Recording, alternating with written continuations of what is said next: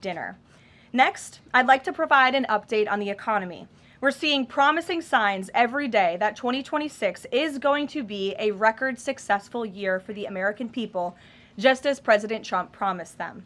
The January jobs report shattered expectations, highlighting how the president's pro-growth economic agenda is fueling American prosperity. The economy added 172,000 new private sector jobs to kick off the year. That's more than 2.5 times economists' predictions. The labor force participation rate went up while the unemployment rate fell.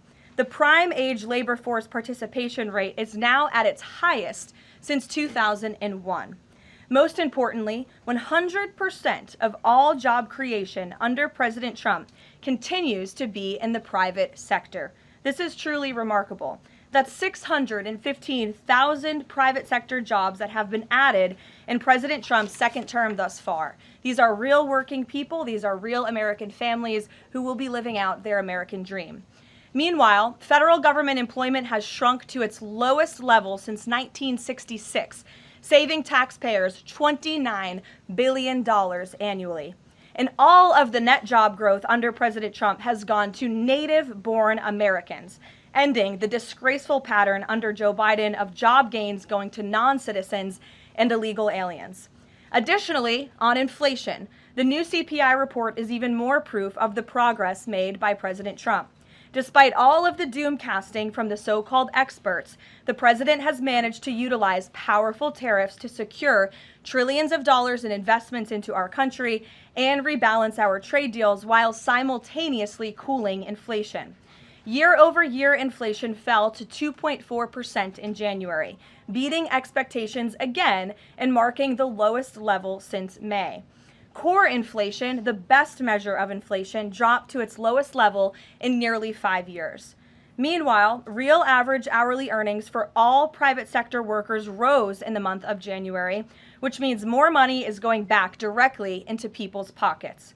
After only 1 year of President Trump back in office, real earnings for all private sector workers have outpaced inflation by nearly $1,400, earning back roughly half of the $2,900 they lost under Joe Biden when 40-year high inflation was stealing Americans' purchasing power.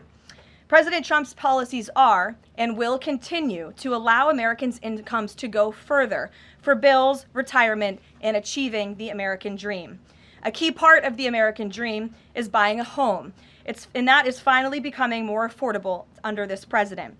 This past week, it was announced the annual mortgage cost for a new home has fallen by $4,000 so far under President Trump, after rising by roughly $15,000 under Joe Biden. As a result, mortgage affordability has reached a 4-year best following recent bold action by the president to make home ownership more attainable for American families, not large Wall Street corporate institutional investors.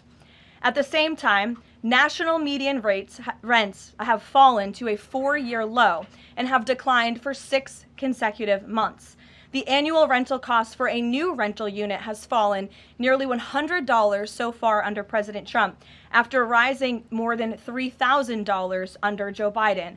And many are crediting that to the president's deportation efforts to remove illegal aliens from our communities and therefore from housing that should be used for American citizens.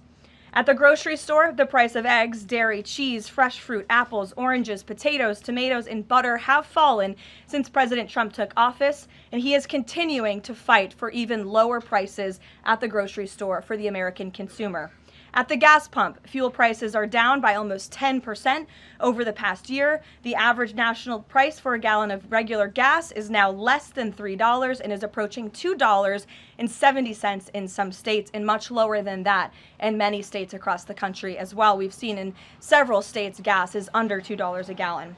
And at the pharmacy, prescription drug prices are down over the past year, with even more price relief ahead for American patients, thanks to President Trump's most favored nation drug pricing deals and the great health care plan, which he is calling on Congress to pass as soon as possible. What President Trump wants Americans to understand is that this is only the start and the best is yet to come. The historic success that we have seen since he took office is just the beginning of enormous growth and opportunity that we are about to witness. And I know the president looks forward to hitting the road and being with the great people of Georgia tomorrow to talk about just this. So with that, today, I know there's a lot of news. I will open it up to take your questions, and we're going to start, as always, with our new media seat, the great Michael Graham from Inside Sources. Thank you for being here, Michael. Thank you for having us, and thanks from our 200 newspaper partners around the country. So you mentioned gas. We didn't mention natural gas. And back where you live, your friends and family are paying among the highest prices for natural gas to heat their home and for electricity generation, the #1 source of power across New England. The cheap gas is in Pennsylvania. The two highest places to buy gas in the country, New York City and Boston. The problem is the blue states will not allow the gas to travel to produce electricity or to reach customers. When President Trump first came back in office, there was some talk, him and Governor Hochul in New York possibly reaching a deal. When will consumers in the Northeast feel relief from President Trump's energy policies, and what can he do about state objections to expansion of infrastructure? Then I have a quick follow-up. Sure, absolutely. Well, the president has promised all Americans across the country, and in particular in the Northeast, where we do face much higher costs of electricity and of energy, unfortunately, because of the Democrat policies in the area. From the federal government's perspective, the president and the National Energy Dominance Council, Secretaries Wright and Burgum, are doing all we can when it comes to federal permitting. The drill, baby, drill agenda is obviously underway. The president has made a huge push for more fossil fuels in this country. You look at what he did last week with respect to coal. Coal truly keeps the lights on in this country. We learned that in the recent winter storms. However, there's only so much that can be done at the federal level. That's why the president has called on blue state governors to participate in this energy dominance agenda, including governors in New England and the Northeast, by contacting Governor Hochul directly to get this Constitution pipeline underway. This is not only going to bring down the cost of energy in the Northeast, it's also going to support job growth and energy affordability and more opportunity for workers in the Northeast. And I just have a quick statistic here on energy that I found fascinating, and it's obviously true because I'm saying it up here. Red states with Republican legislatures currently enjoy lower average retail electricity prices than blue states with Democrat legislatures. And that's exactly why the president is calling on all blue state governors across New England and the Northeast to get on board. Let's bring prices down for all Americans, whether they live in a red or a blue state. So right down the street from your alma mater, San Antonio College, talk about building an ICE facility that's causing a lot of political agita in New Hampshire, and for the Republican governor, Kelly Ayotte. Seems to be some miscommunications argued on both sides. Even Republican supporters of Trump who live in the town say, we're not sure we want this. What's your message to the folks in New Hampshire about this proposed ICE facility?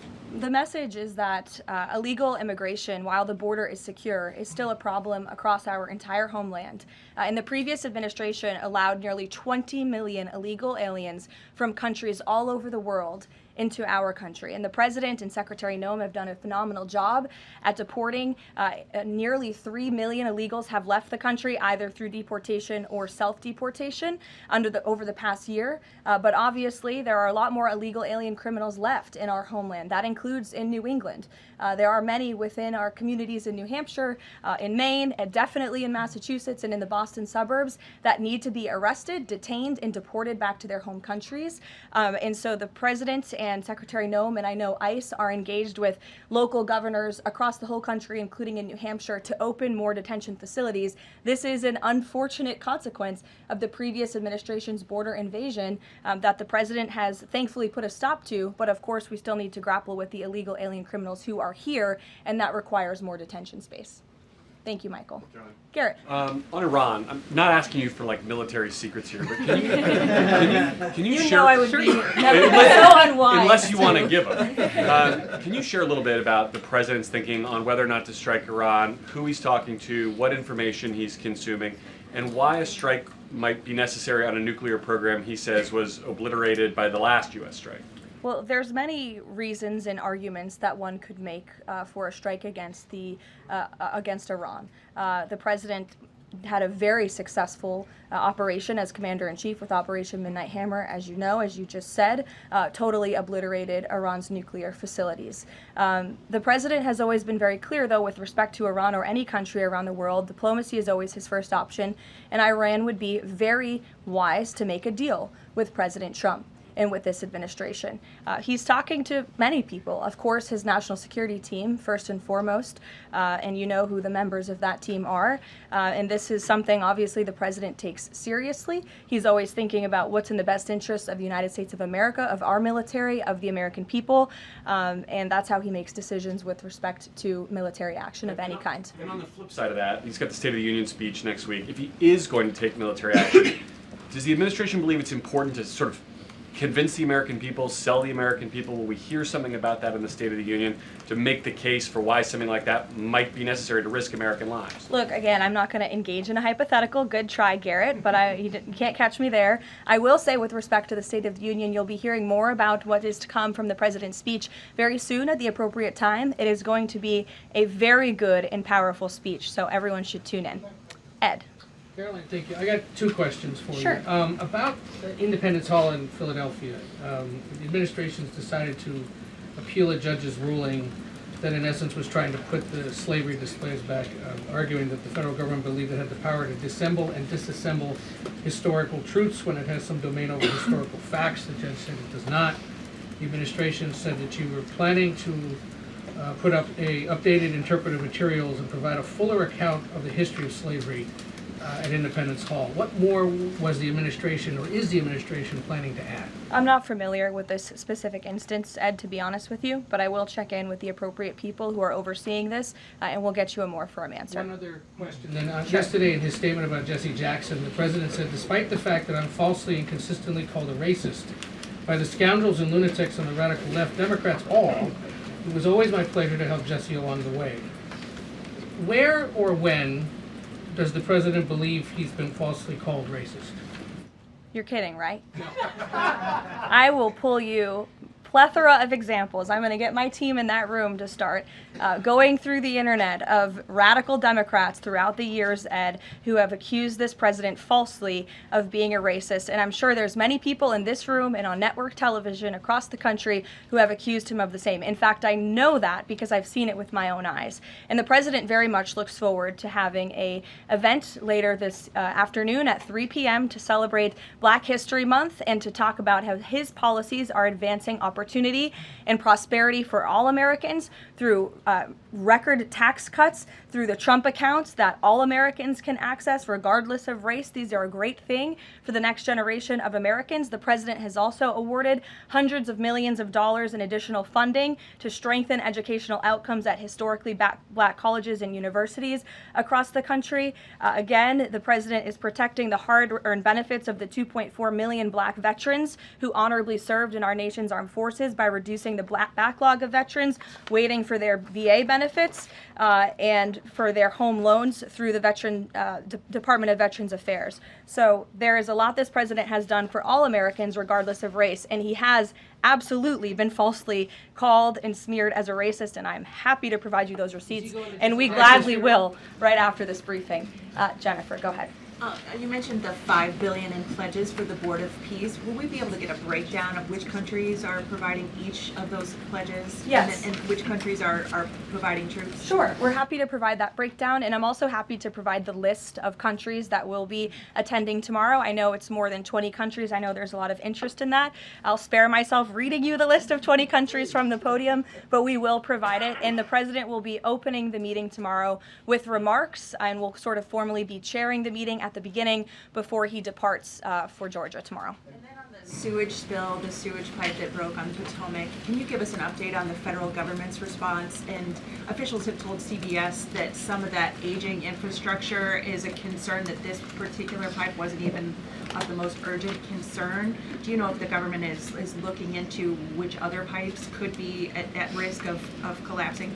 Well, the next step in this process is for any of the three local jurisdictions involved, whether that's the Commonwealth of Virginia, the state of Maryland and Governor Moore, or the District of Columbia, to step forward and to ask the federal government for help and to ask for the Stafford Act to be implemented here so that the federal government can go and take control of this local infrastructure that has been abandoned and neglected by Governor Moore in Maryland for far too long. In fact, it's no secret that Maryland's water and infrastructure have been in dire need of repair disaster. Their infrastructure has received a nearly failing grade in the 2025 report card from the American Society of Civil Engineers. This is the same grade they've received 5 years earlier. There has been no improvement under the leadership of Governor Moore. He's clearly shown he's incapable of fixing this problem, which is why President Trump and the federal government are standing by to step in.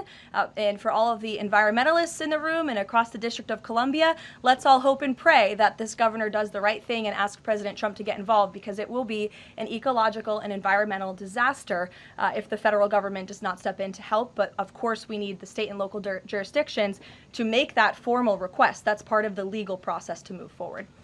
Peter. So you said that any of the three Democrats just need to ask. A few minutes ago, Maryland's Governor Wes Moore asked. He said, if the president wants me to ask nicely, our response is this: please, Mr. President, do your job. To which I say, I'll ask the president and we will provide you with the next steps. But in all seriousness, the federal government has been preparing plans. The White House has been in contact with FEMA, with the Army Corps of Engineers, with the Environmental Protection Agency. Again, we've been standing by. This is a problem we want to fix, not just for the federal government, but for everyone who lives in the District of Columbia, including all of you. So you're welcome. To your point about that, there are a lot of events coming up for America 250. The president wants people from all over to come to the nation's capital. Is he worried that by the summer, the Potomac River will still smell like poop? He is worried about that, which is why the federal government wants to fix it, and we hope that the local authorities will cooperate with us in doing so. Steve. So what will the $5 billion be used for in Board of Peace, and will that be sort of a down payment for much more money? You'll be hearing more about that tomorrow at the meeting. If you recall, at the first meeting when we were in Davos, Jared Kushner did provide a very detailed PowerPoint presentation for the vision of Gaza, the reconstruction and the humanitarian efforts, of course, providing local security on the ground. That will be part of the discussion tomorrow, is how can we maintain security? First, you must achieve security to get to prosperity, which is sort of the second part of this plan. So you'll be hearing more about that tomorrow, but I would just point out $5 billion worth of investment. We're talking about reconstructing Gaza. I remember when those words came from the president's lips in the East Room many months ago, and all of you in the press were bewildered at how the president could have such an ambitious goal of rebuilding Gaza, which is obviously a place that has been just turmoiled by violence and chaos for many, many years. But we are well underway in doing that, and it's a historic accomplishment for this president. Secondly, is the president seeing enough progress in the Iran talks to let negotiations go a little further? I mean, where do things stand after yesterday's talks? I think you heard from the administration and the State Department yesterday that there was a little bit of progress made, but we're still very far apart on some issues. I believe the Iranians are expected to come back to us with some more detail in the next couple of weeks, and so the president will continue to watch how this plays out. Sure. Follow up on that. Thank you, Caroline. On these Iran talks, I mean, how much time is the president willing to give it before he is seriously maybe considering military action? Is he willing to give it that full 2 weeks? And has he given the Iranian officials a deadline on when he wants to see a deal? It's a fair question, Rachel, but I'm not going to set deadlines on behalf of the President of the United States from up here. And then just one more on the shutdown. We're now in this partial shutdown over DHS funding. Has the president personally spoken to the Democratic leaders in Congress? Can we expect to see them at the White House to try to make a deal on this?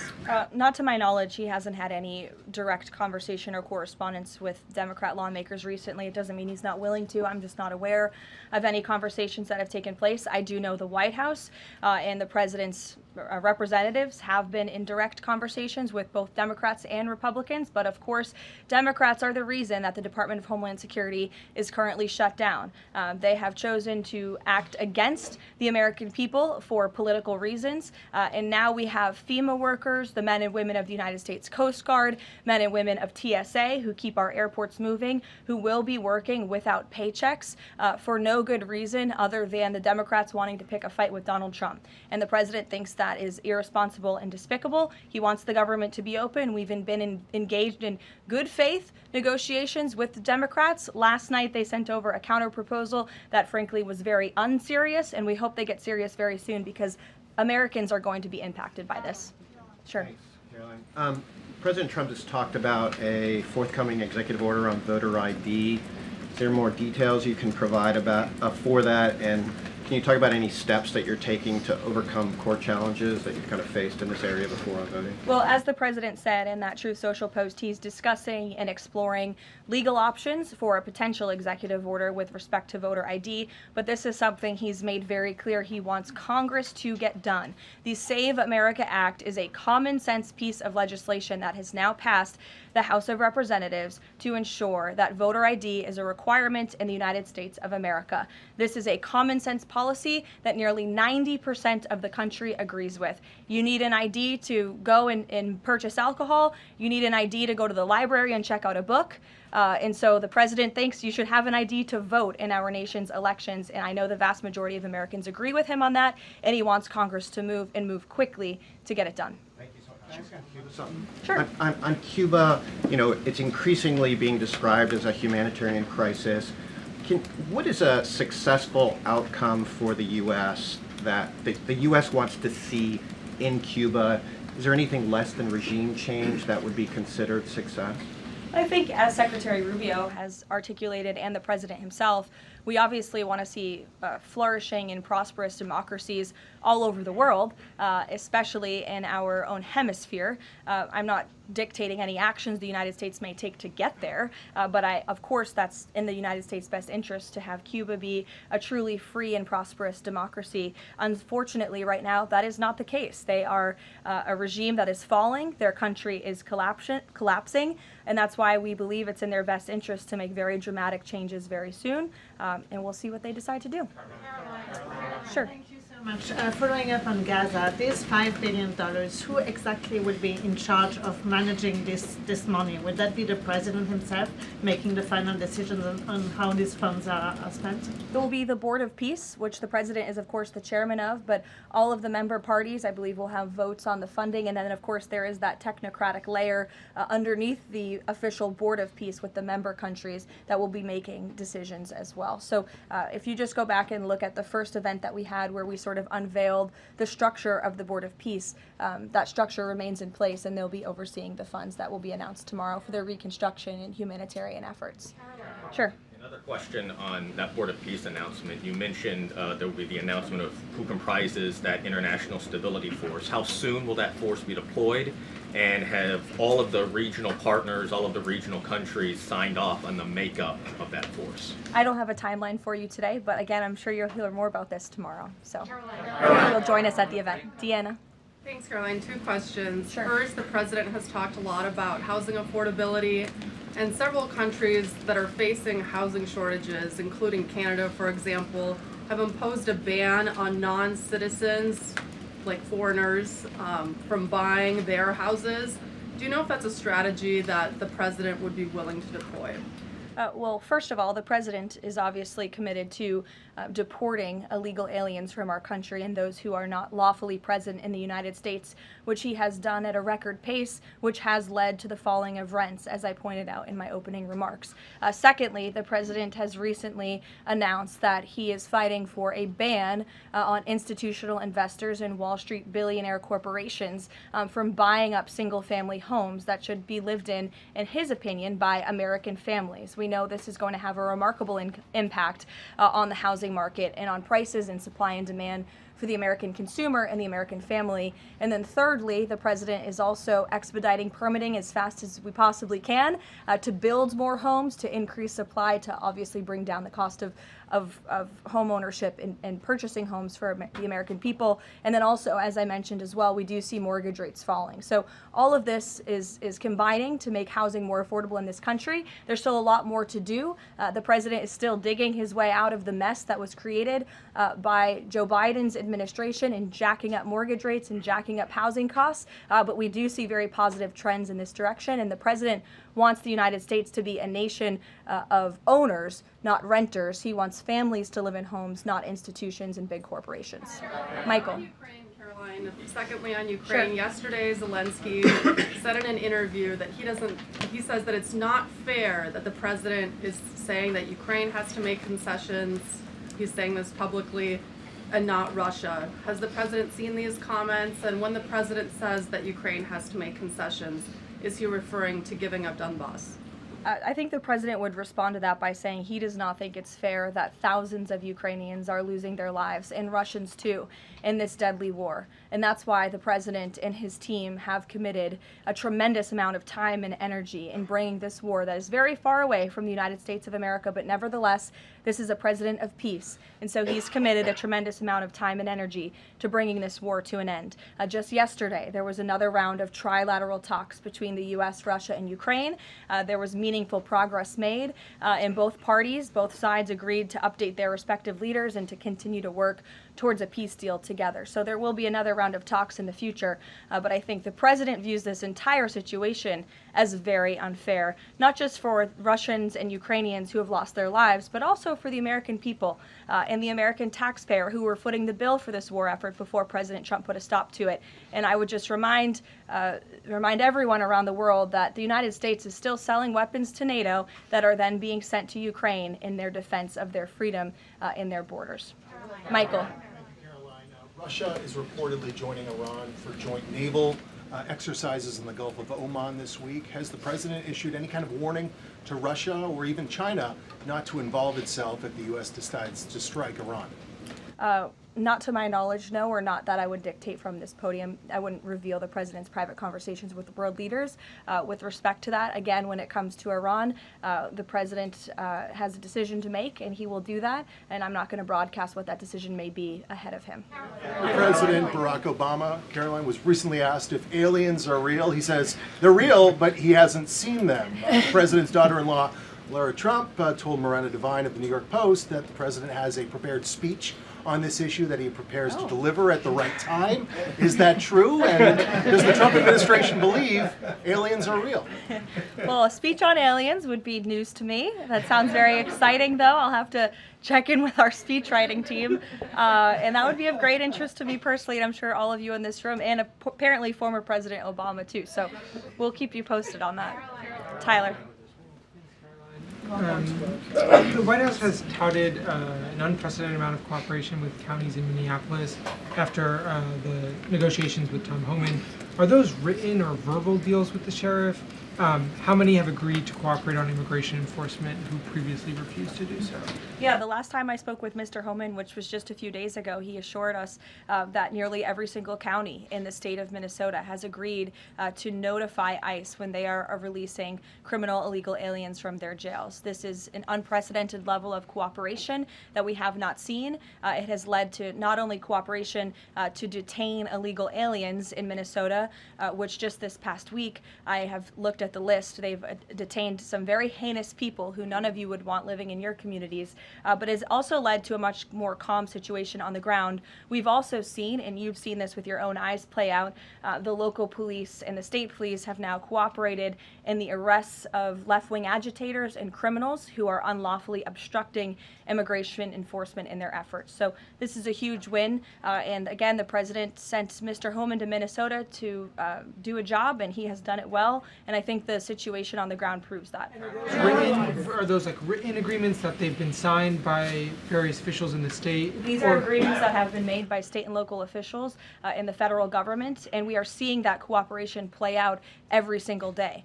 These counties are notifying ICE when they are releasing criminal illegals from their jail, and we do know that they are arresting left-wing agitators who are unlawfully impeding law enforcement. There's video to show that.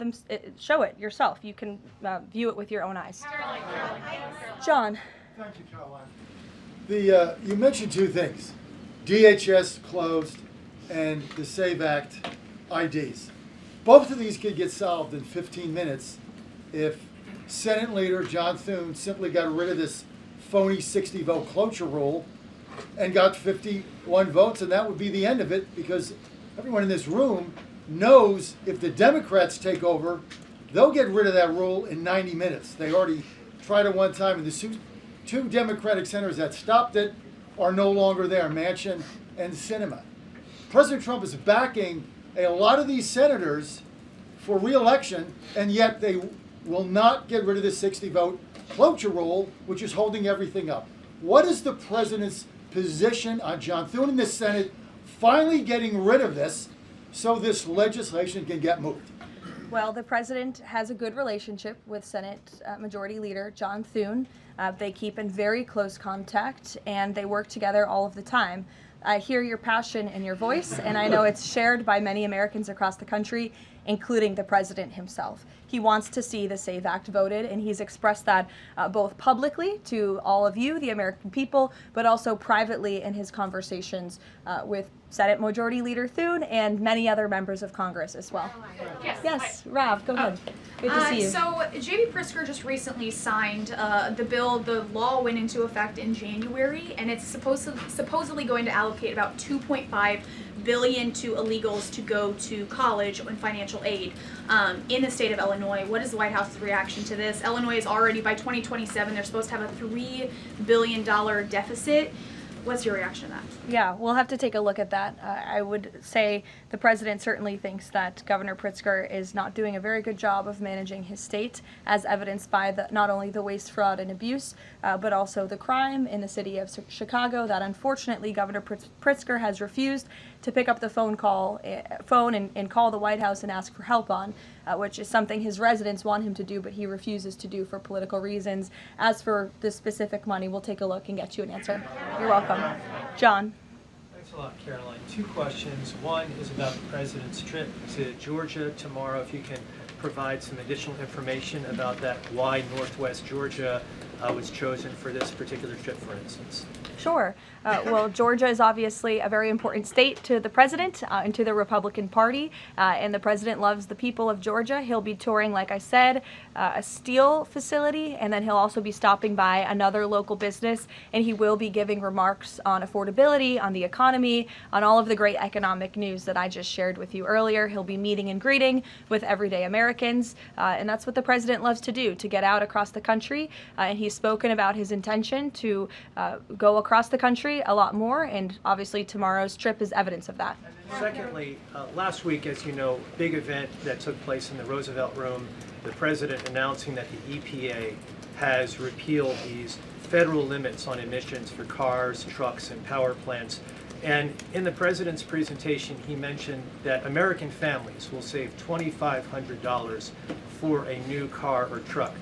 Where is the promise coming from automakers that they're going to pass along their savings to those families all across the country? It's a great question, John. That was an economic analysis that was provided to the president, and I'd be happy to provide that to you so you can take a look yourself. But I'm glad you brought up the president's announcement last week, because this is one of the largest deregulatory actions ever taken in the United States of America. And overall, it's going to save our country $1.3 trillion in regulatory burdens that have really done nothing for our country, nothing for our environment, nothing for our economy. In fact, this announcement received widespread and bipartisan praise. I think I recall seeing the editorial board of the Washington Post, of all places, even commending the president and Administrator Zeldin for this historic action last week. So there's no doubt it is going to save the American consumer money, and I'd be happy to provide that specific economic analysis to you. Sure, in the middle, go ahead. Yes. Thank you. Governor Moore in Maryland signed a bill that is ending the law enforcement cooperation with ICE. And by doing that, a lot of local sheriffs are not happy, and in fact, they met today in Annapolis to come up with illegal action. What is the message of the White House to those sheriffs and to the residents of Maryland? Well, first of all, it's another despicable action by Governor Wes Moore.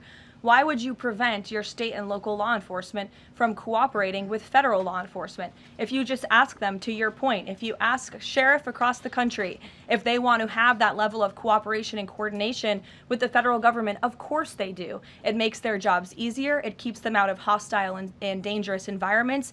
It allows them to detain illegal alien criminals who have committed heinous crimes in our country with the most safe circumstances possible. So the president, of course, continues to always stand on the side of law enforcement, and this is another just horrible and frankly political action taken by Governor Wes Moore, and unfortunately the people of his state are going to reap the consequences of it. Sure. Thank you, Caroline. President Trump just said on Truth Social that it would be a big mistake for the UK to hand over control of Chagos Islands to Mauritius. But the State Department earlier this week has said that the U.S. does support that handover. So does this post now suggest that the U.S. does not, or that President Trump had changed his mind on this? The post should be taken as the policy of the Trump administration. It's coming straight from the horse's mouth. When you see it on Truth Social, you know it's directly from President Trump. That's the beauty of this president and his transparency and relaying this administration's policies to all of you and to the rest of the world. Carrie, go ahead.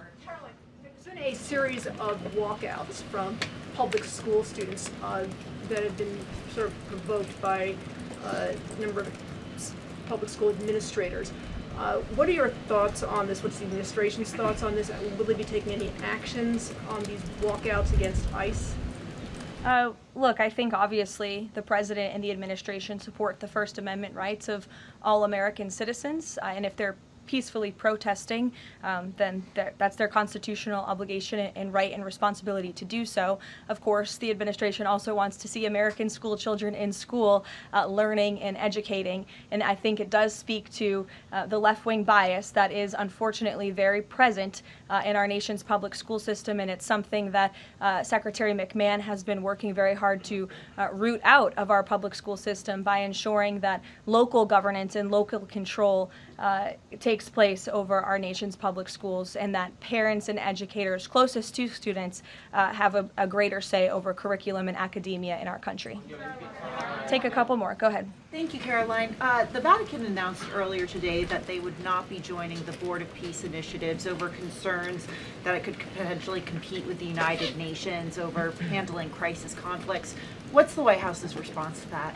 Yeah, look, we saw that. I think it's deeply unfortunate. I don't think that peace should be partisan or political or controversial.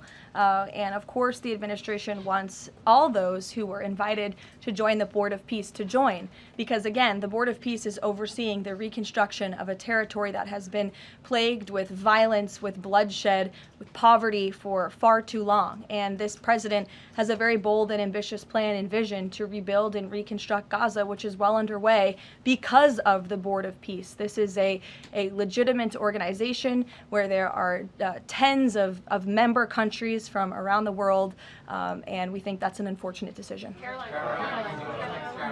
In the back, sure. Thank you, Caroline.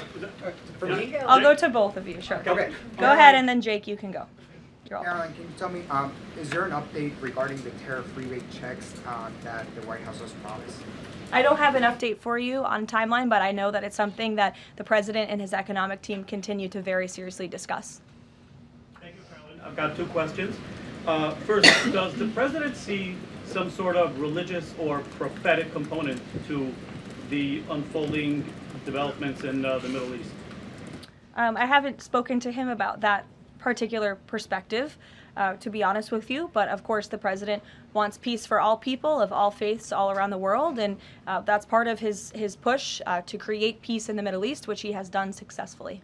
And my second question is, as his popularity rises around the world, and especially in regions where he's invested so much effort in promoting peace and ending wars, do you think we might be watching the emergence of a global MAGA movement? Is this something that the president has discussed at all? Well, I don't know, Jake, but I sure hope so. Take a couple more. Go ahead. Sure. I wanted to ask you about Iran.